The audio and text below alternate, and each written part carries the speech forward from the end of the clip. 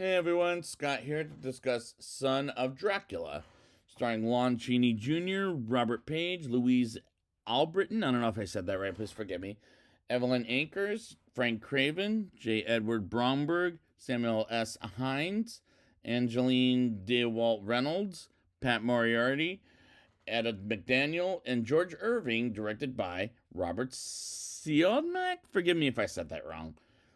Now, I have seen it before, but again, I didn't pay attention to it. So let's see how much I can pay attention this time with the notes. After the opening titles, we start in a start, whereas I hear a train right next to it as it arrives, and we get Dr. Harry Brewster, played by Frank Craven, and another man looking for Frank, Stanley, played by Robert Page, and we move on to Claire Caldwell, played by Evelyn Ankers, and her sister Catherine, played by Louise Albritton, or Britain, or something like that, I forget. Seeing a carriage arriving as Robert hasn't arrived with them, and Claire goes to Madame Zimba, played by Adeline DeWalt Reynolds. I thought it was Angeline. Anyways. And she sees she gets attacked by a bat, and we move on to a party where Colonel Caldwell, played by George Irving, is being taken upstairs by the butler Stephen and put to sleep, and Count Dracula, played by Lon Chaney Jr., comes into the room and does something off screen, and at this point, this is a little worse than last time as far as the acting is concerned, and the story feels pretty stiff. The butler finds the colonel lying there dead, and Dr. Brewster doesn't know what caused it to begin with, as Count Dracula approaches the door uninvited. And this version of Dracula is not the best thing about the movie, in my opinion, while the humans are wondering what happened to the colonel, as the characters are shamefully too jokey. Well, I can't take this movie seriously after last time, as this and Dracula's Daughter are not worth my time nor anyone else's time, in my opinion. Claire sees Frank leaving Dr. Brewster, suggesting to leave the house and make a sanity complaint, as Catherine is a danger to herself, and Count Dracula approaches Catherine at a lake while Frank watches as Catherine and Count Dracula go inside a house, and Mr. Kirby, and she wants to get married to Count Dracula, and the cinematography is bad to look at, while the acting in this is pretty bad, as well as while Frank approaches Kate with her new husband, Count Dracula, and Frank tries to shoot Count Dracula dead, but he can't get killed by bullets unless they're silver, if you've learned that years later. While Frank runs out and this movie is making me sad to look at, but I don't have a choice but to look at it.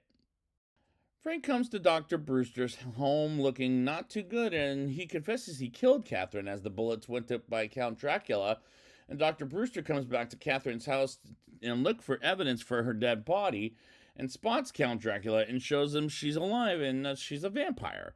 And that doesn't fool me, as this movie doesn't fool me at all. Count Dracula threatens if anyone enters the house again, it will be considered a trespasser, and Dr. Brewster takes the conversation to Judge Simmons, and here's Frank turned himself in, and Dr. Brewster and Judge Simmons go to the sheriff's office and meets Frank in the house to see Catherine lying in a coffin, and I'm not buying any of this material as it makes no sense. Count Dracula appears and attacks people until a cross scares the bejesus out of him, and gets away as they talk about a plan to get rid of Count Dracula, and it includes killing Catherine herself, and they don't have a choice while Frank sits in jail, and a bat approaches him and sucks his blood, which can explain the title of the movie. Otherwise, why the hell is this movie called Son of Dracula to begin with? As Catherine visits Frank in jail, as she's a damn vampire, as none of this is working for me. Catherine explains Count Dracula is alive and asks Frank to kill Count Dracula and put him in his grave before sunrise or put a stake on his heart, and Catherine disappears while Claire comes in and tells Frank she knows it was an accident, and he says Catherine has been talking to him, which sounds crazy, as he sounds crazier, and the way that it's directed is flat, as is the entire movie, while the deputy hears Frank talking with Catherine, but he can't see her, and Frank ends up escaping, and the deputies go after Frank, and they escape off screen. Doesn't feel believable to me. The deputy explains how Frank got out in the first place, and they start looking for Frank as he goes to the lake, and Count Dracula finds Frank, and Frank is about to destroy him, and they fight each other off as Frank sets a fire and Count Dracula tries to take it out and almost kills Frank until sunrise comes and starts to faint, die, and turn to ashes. And Frank runs home while the sheriff goes after Frank, and Frank burns Catherine's dead body to cremate. And the climax made this movie makes no sense, making no sense. As I'm trying to figure out, is there a reason for this title?